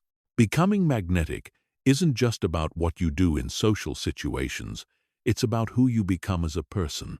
The most attractive individuals have designed their entire lives around principles and practices that naturally create magnetism. Their attractiveness isn't performance or technique. It's the authentic expression of how they live and think every day. The foundation of magnetic lifestyle design is understanding that attraction flows from abundance, not neediness. When your life is full of purpose, growth, relationships, and experiences that you genuinely value, you naturally become someone others want to be around. You're not seeking validation or trying to fill voids through social interaction. You're sharing the overflow of a rich, meaningful life. This abundance mindset affects every aspect of how you show up in relationships. Instead of wondering what others can do for you, you're naturally thinking about what you can offer them. Instead of needing approval, you're comfortable being yourself. Instead of fearing rejection, you're secure in your own worth. This internal abundance is magnetic because it's rare and refreshing. The first pillar of magnetic lifestyle design is developing genuine expertise and passion in areas that matter to you. Magnetic people are typically very good at something and genuinely passionate about their interests. This isn't about becoming impressive for others, but about developing yourself in ways that create authentic confidence and give you interesting things to contribute to conversations. Whether it's professional skills, hobbies, creative pursuits, or intellectual interests, having areas where you're knowledgeable and passionate makes you naturally more interesting to be around. People are drawn to those who have depth and expertise because they can learn something valuable from the interaction. But the key is authentic passion, not calculated impression management. You develop expertise because you're genuinely interested and want to grow, not because you think it will make you more attractive. This authentic motivation comes through in how you share your interests and makes others want to learn from you. The second pillar is maintaining physical and mental health as a foundation for sustainable magnetism. You cannot be consistently magnetic if you're constantly tired, stressed, unhealthy, or mentally overwhelmed. Your physical and emotional state affects your energy, mood, presence, and ability to focus on others. This means taking responsibility for your sleep, nutrition, exercise, stress management, and mental health. Not because you want to look good for others, but because you want to feel good and operate at your highest level. When you feel genuinely good physically and mentally, that positive energy naturally attracts others. Regular exercise, adequate sleep, healthy nutrition, stress management practices, and mental health maintenance aren't just personal benefits, they're social advantages. When you feel strong, energetic, and mentally clear, you naturally show up better in all your relationships and interactions. The third pillar is cultivating a rich social life that doesn't depend on any single person or group for fulfillment. Magnetic people have diverse social connections and aren't desperate for attention from any particular individual because their social needs are being met through multiple relationships and activities. This social abundance eliminates neediness and desperation that repel others. When you have a full, satisfying social life, you can be genuinely interested in new people without being clingy or demanding. You can invest in relationships without being attached to specific outcomes because your overall social needs are already being met. Building social abundance requires intentionally nurturing multiple types of relationships. Participating in group activities and communities that align with your interests, maintaining friendships across different areas of your life, and regularly meeting new people through various activities and events. The fourth pillar is developing what psychologists call emotional independence, the ability to feel good about yourself and your life, regardless of others' opinions or treatment of you. This doesn't mean being isolated or uncaring about relationships, but it means your core emotional stability doesn't depend on external validation. Emotionally independent people are magnetic because they bring positive energy to interactions without needing others to manage their emotional state. They can handle disagreement, rejection, or criticism without falling apart because their self-worth is internally generated rather than externally dependent. This emotional independence comes from developing a strong sense of personal values and identity, building confidence through achievement and growth, maintaining supportive relationships that provide emotional security, and developing practices that help you maintain emotional equilibrium, regardless of external circumstances. The fifth pillar is creating a lifestyle that regularly exposes you to new experiences, people, and opportunities for growth. Magnetic people are interesting because they're constantly learning, exploring, and evolving. They have stories to tell, insights to share, and perspectives that have been shaped by diverse experiences. This doesn't necessarily mean expensive travel or extreme adventures, though those can certainly contribute. It means saying yes to new opportunities, being curious about different types of people and experiences, challenging yourself to learn new skills or explore new interests, and generally approaching life with openness and enthusiasm for growth. The variety and richness of your experiences directly affects how interesting you are to others. People are drawn to those who can share fascinating stories, offer unique perspectives, and introduce them to new ideas or ways of thinking. The sixth pillar is developing what researchers call contribution consciousness, a genuine desire to add value to others' lives and make a positive difference in the world. Magnetic people are often involved in work, hobbies, or volunteer activities that contribute to something larger than themselves. This sense of purpose and contribution creates natural confidence and makes you genuinely interesting to others. When you're passionate about making a difference, people want to hear about it and often want to support your efforts. Your sense of purpose becomes attractive because it demonstrates that you're thinking beyond just your own immediate gratification. Whether through professional work, volunteer activities, creative projects, or personal relationships, finding ways to regularly contribute to others' well-being and success makes you naturally magnetic because it demonstrates character and creates positive energy around you. The seventh pillar is maintaining what psychologists call growth mindset, the belief that you can continue developing your abilities, improving your skills, and evolving as a person throughout your life. This growth orientation keeps you curious, humble, and open to feedback, all of which are attractive qualities. People with growth mindsets are magnetic because they're constantly becoming more interesting versions of themselves. They ask thoughtful questions, listen to learn rather than to judge, and are willing to admit when they don't know something. This humility and curiosity creates psychological safety that makes others comfortable being authentic around them.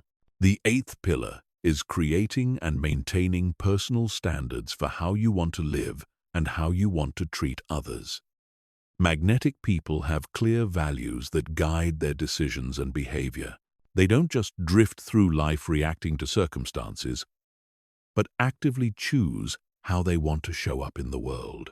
These personal standards create natural confidence and self-respect that others find attractive.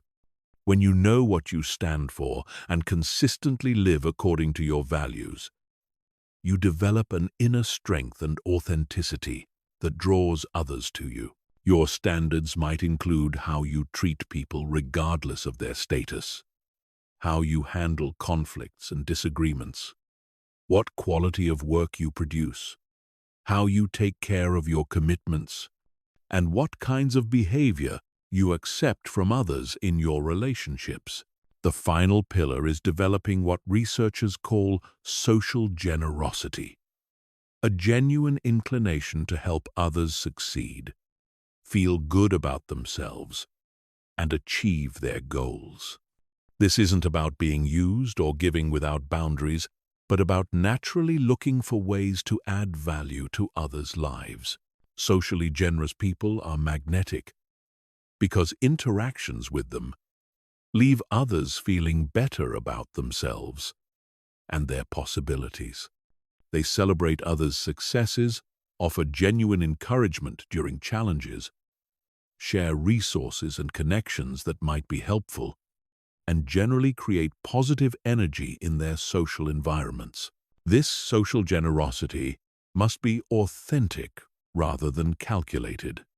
When you genuinely want others to succeed and feel good, that positive intention comes through in all your interactions and makes you someone others naturally want to spend time with and support. Chapter 13. The network effect strategy that creates exponential social power.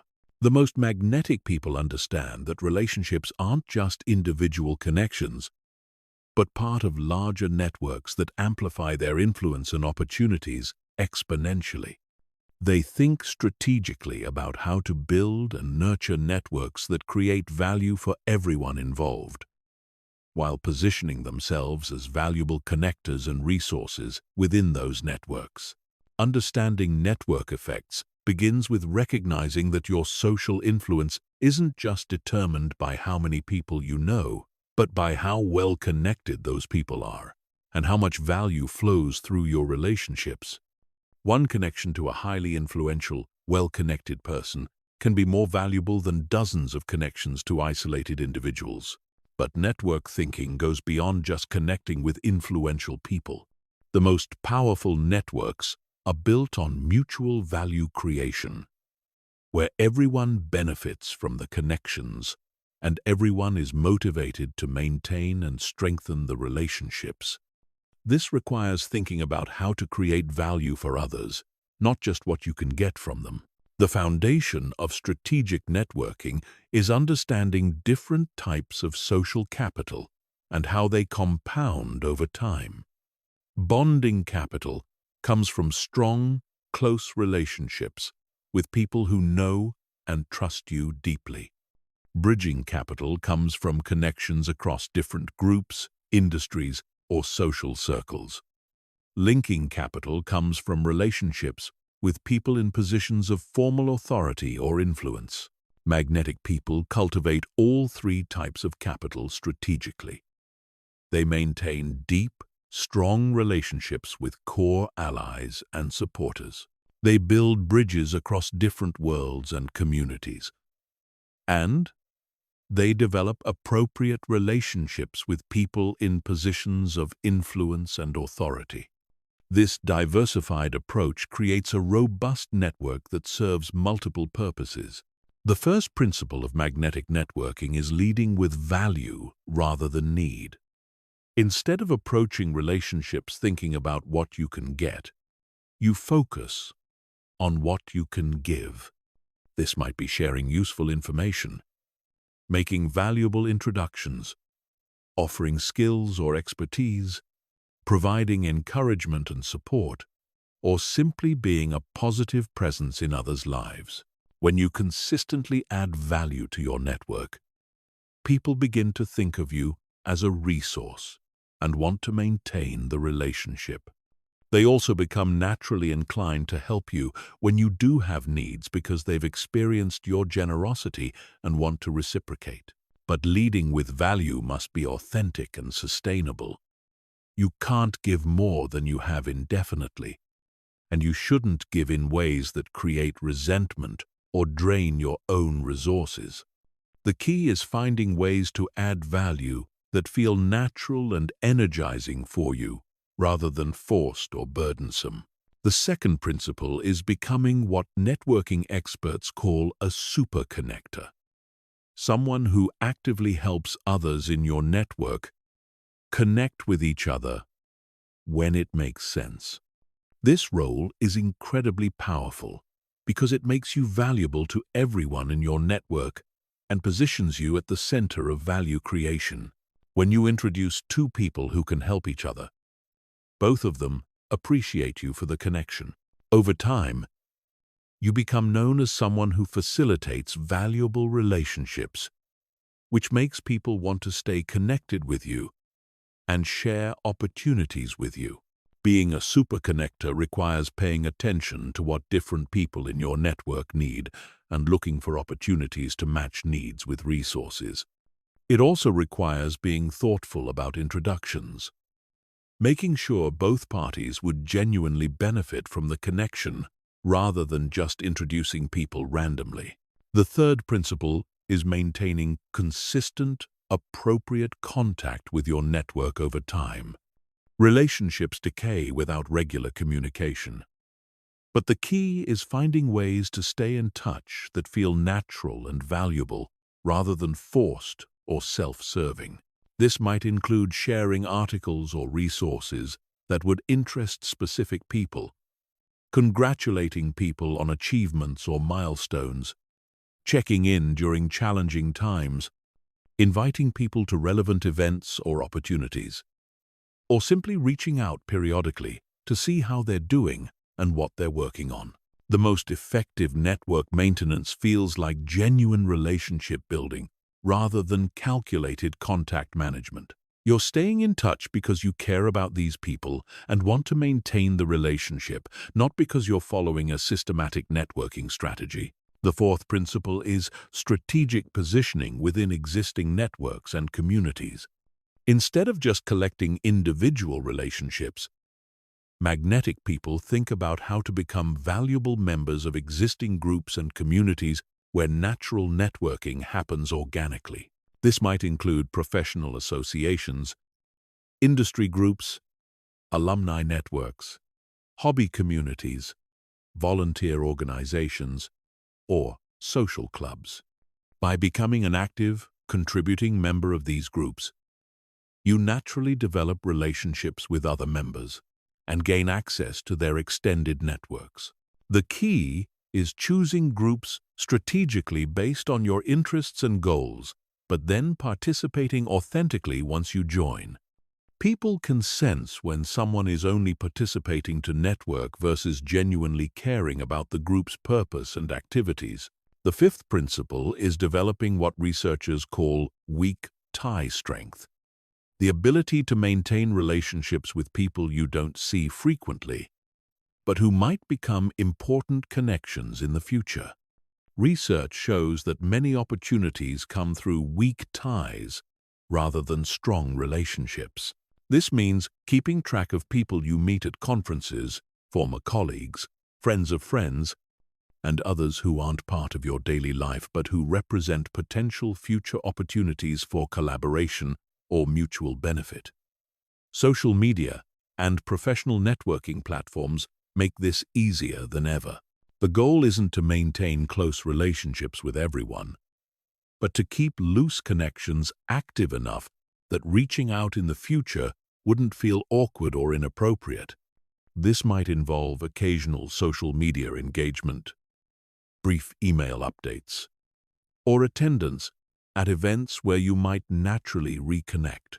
The sixth principle is understanding and navigating the social hierarchies and influence patterns within your networks. Every network has informal leadership structures, key influencers, and gatekeepers who control access to opportunities and resources. Magnetic people invest time in understanding these dynamics and building appropriate relationships with key influencers and gatekeepers. They don't ignore or alienate people with less formal influence, but they do recognize that some relationships have more strategic value than others. This requires social intelligence and political awareness to understand who really has influence, how decisions get made, what the unwritten rules are, and how to position yourself appropriately within existing power structures. The seventh principle is leveraging network effects for others' benefit, not just your own. When you use your network to help others achieve their goals, you strengthen your relationships with everyone involved and enhance your reputation as someone worth knowing. This might involve making introductions that help someone get a job, connecting someone with expertise they need for a project, inviting someone to an event where they'll meet valuable contacts, or simply sharing information about opportunities that would interest people in your network. The more you use your network to benefit others, the more people want to be part of your network and the more willing they are to help you when you need assistance. The eighth principle is maintaining what networking experts call network hygiene. Regularly evaluating your relationships and investing your limited time and energy in connections that are mutually beneficial and energizing rather than draining or one-sided. This doesn't mean being cold or calculating about relationships, but it does mean being honest about which relationships add value to your life and which ones drain your energy or create negative dynamics.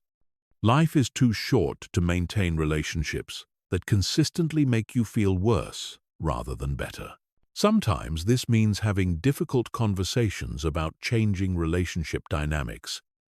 Sometimes it means gradually reducing contact with people who are consistently negative or demanding, and sometimes it means being more selective about new relationships you choose to develop. The final principle is understanding that network building is a long-term strategy that compounds over time. The relationships you build today may not provide immediate benefits, but they can become incredibly valuable years later as people advance in their careers, start businesses, or gain influence in their fields. This long-term perspective helps you invest in relationships with people who are early in their careers but show potential. Maintain connections with people even when they can't help you immediately, and think about relationship building as an investment in your future opportunities rather than just a way to solve immediate problems. The most successful networking happens when you genuinely care about the people in your network and invest in relationships because you value them as human beings, not just as strategic assets. This authentic care comes through in all your interactions and makes others want to maintain and strengthen their connection with you over time. Chapter 14. Maintaining your magnetic edge and avoiding the common traps that destroy attraction. Building magnetism is challenging, but maintaining it over time is even more difficult. Many people develop attractive qualities and build strong relationships, only to gradually lose their magnetic edge through complacency, bad habits, or falling into psychological traps that slowly erode their attractiveness to others. Understanding and avoiding these magnetism destroyers is crucial for anyone who wants to remain attractive and influential throughout their life. The most successful magnetic people have learned to recognize early warning signs and correct course before their attractiveness begins to decline. The first magnetism destroyer is what psychologists call success complacency. When people achieve a certain level of social or professional success, they often stop doing the things that made them successful in the first place. They become less interested in others, less willing to learn and grow, and more focused on maintaining their status than continuing to develop their character and skills. This complacency is deadly to magnetism because it shifts you from a growth mindset to a fixed mindset, from abundance thinking to scarcity thinking, and from other focus to self-focus. People can sense when someone has become complacent and entitled, and it makes them less attractive regardless of their past achievements. Avoiding success complacency requires maintaining humility and curiosity, even as you achieve your goals. Continue learning new things. Stay genuinely interested in others' perspectives and experiences. And remember that your past successes don't entitle you to future relationships or opportunities. The second destroyer is emotional neediness creep. Even people who start with healthy emotional independence can gradually become more needy and dependent on others for validation, especially if they go through difficult periods or face unexpected challenges. This neediness slowly erodes their attractiveness as others begin to feel responsible for managing their emotional state.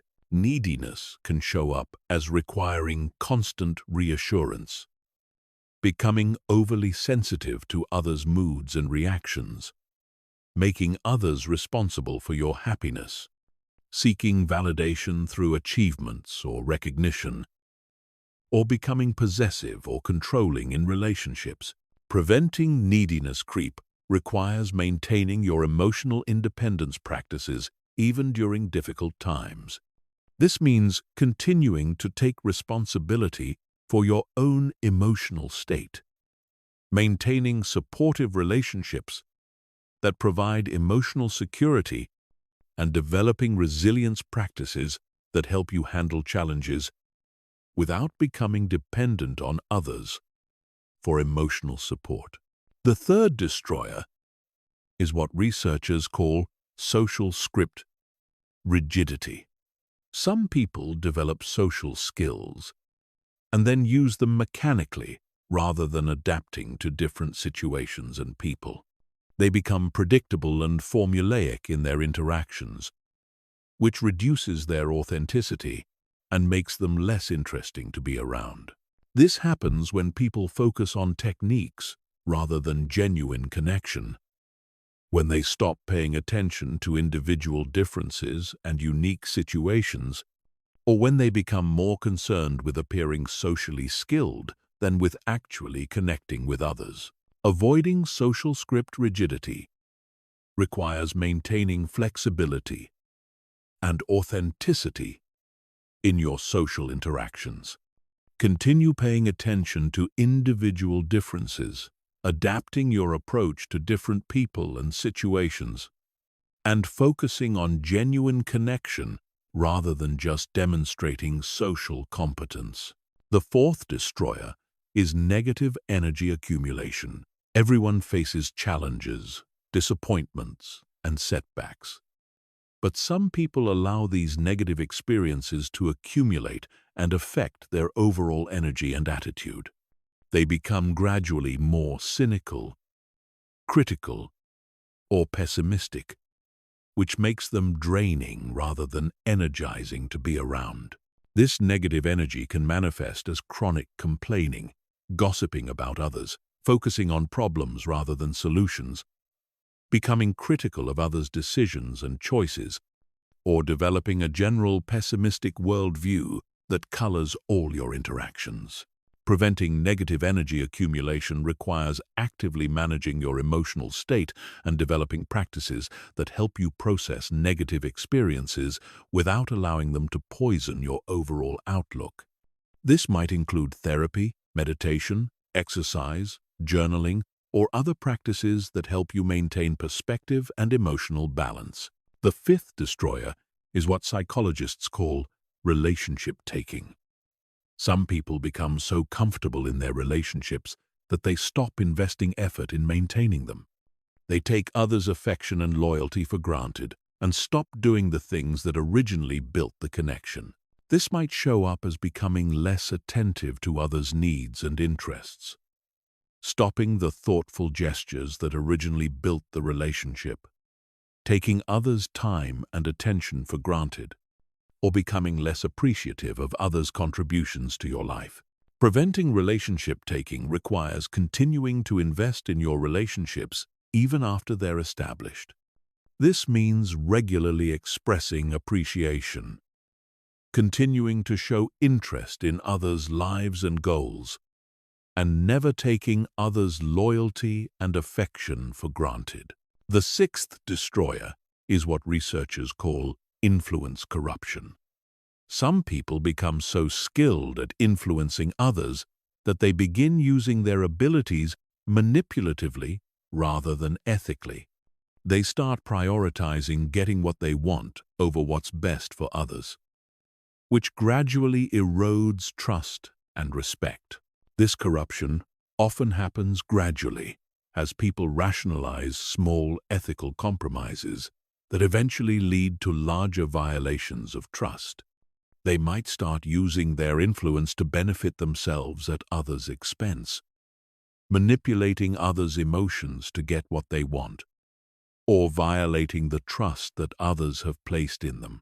Preventing influence corruption requires maintaining clear ethical boundaries and regularly examining your motivations for influencing others.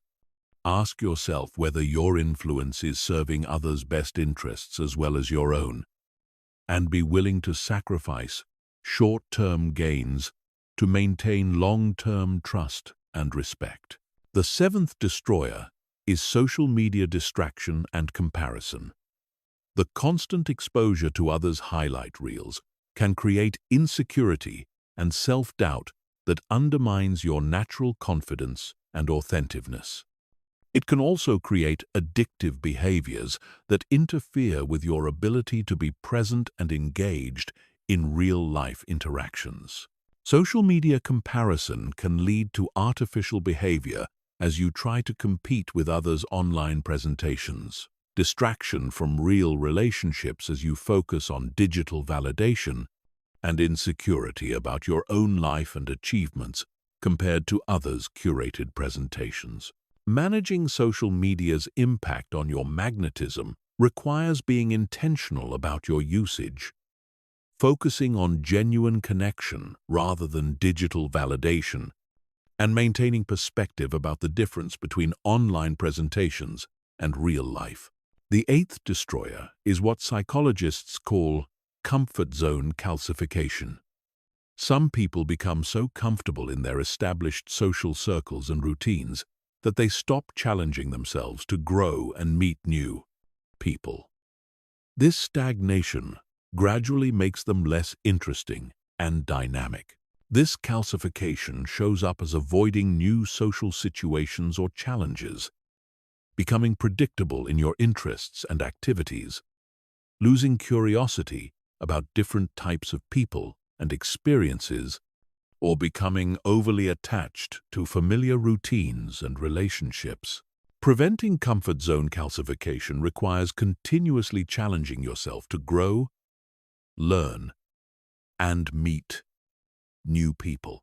This doesn't mean constantly changing everything about your life, but it does mean remaining open to new experiences and relationships that can help you continue evolving. The final destroyer is what researchers call authenticity abandonment. Some people become so focused on maintaining their magnetic image that they lose touch with their authentic selves. They become performative rather than genuine, which ultimately undermines their attractiveness as people sense the lack of authenticity. This abandonment happens when you prioritize others' approval over your own values and preferences. When you become more concerned with appearing attractive than with being true to yourself, or when you lose sight of what actually matters to you in pursuit of social success. Maintaining authenticity while developing magnetism requires staying connected to your core values and identity throughout your social development. Your goal should be to become the most attractive version of yourself, not to become someone else entirely. The most sustainable magnetism comes from authentic self-expression rather than calculated performance. Chapter 15. The Complete Transformation and Your New Identity as a People Magnet. Everything you've learned throughout this journey comes together in one fundamental shift, transforming your identity from someone who hopes to be liked to someone who naturally attracts others through authentic value creation. This isn't about changing who you are at your core, but about expressing your authentic self in ways that naturally draw others to you. True magnetism isn't a performance you put on or a set of techniques you use. It's who you become when you integrate all these principles into your natural way of being.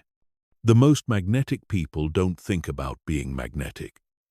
They simply are magnetic, because magnetism has become their natural expression of how they see themselves and interact with the world.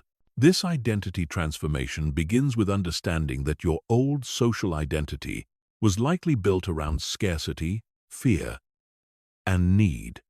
You approached relationships wondering if others would like you, worried about saying the wrong thing, and focused on getting approval, validation, or acceptance from others. This neediness created the exact opposite effect you were hoping for. Your new magnetic identity is built around abundance, confidence, and contribution. You approach relationships knowing you have value to offer, confident in your ability to handle any social situation, and focused on what you can give to others, rather than what you can get from them. This fundamental shift in mindset changes everything about how you show up in social situations. The first aspect of your new identity is what psychologists call social leadership. This doesn't mean being the loudest person in the room or trying to control every interaction. It means taking responsibility for the energy and outcomes of your social interactions. You become someone who makes social situations better through your presence and participation. Social leaders enter interactions with positive energy and genuine interest in others. They help others feel comfortable and valued. They guide conversations toward meaningful topics. They handle difficult moments with grace and maturity. They leave others feeling better about themselves and excited about future interactions. This leadership isn't about dominance or control, but about service. You lead by serving others' needs for connection, understanding, and significance. When you consistently make others' social experiences better, you naturally become someone they want to be around more often. The second aspect is what researchers call emotional sovereignty.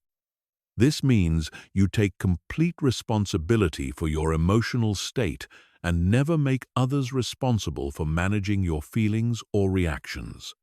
You feel good about yourself regardless of how others treat you. And you maintain your positive energy even in challenging social situations.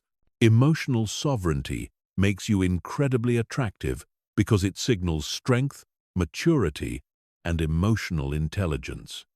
Others feel safe around you because they know you won't have emotional outbursts, won't become needy or demanding, and won't blame them for your feelings or reactions. This sovereignty comes from developing a strong sense of self-worth that's internally generated rather than externally dependent, building emotional resilience that allows you to handle rejection and criticism without falling apart. and creating a lifestyle that provides emotional fulfillment independent of any specific relationship or interaction. The third aspect is what psychologists call authentic confidence. This isn't arrogance, superiority, or false bravado.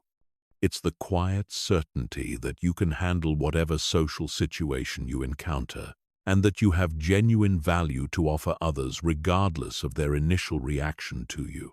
Authentic confidence comes from competence and experience. As you practice these principles and see positive results, your confidence naturally increases.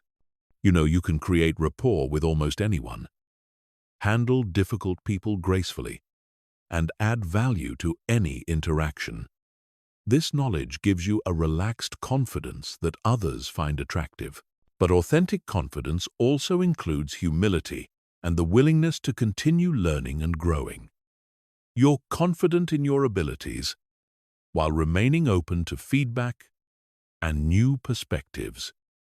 This balance of confidence and humility is incredibly magnetic because it signals both strength and wisdom.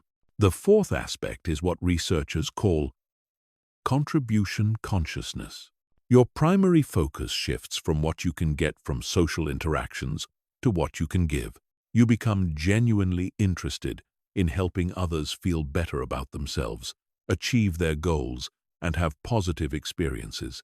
This contribution consciousness isn't about people-pleasing or self-sacrifice. It's about understanding that the best way to get what you want socially is to help others get what they want. When you consistently add value to others' lives, they naturally want to add value to yours in return.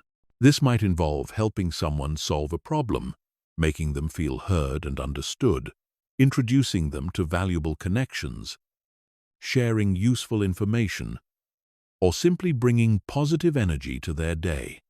The key is that your contribution is genuine and comes from abundance rather than neediness.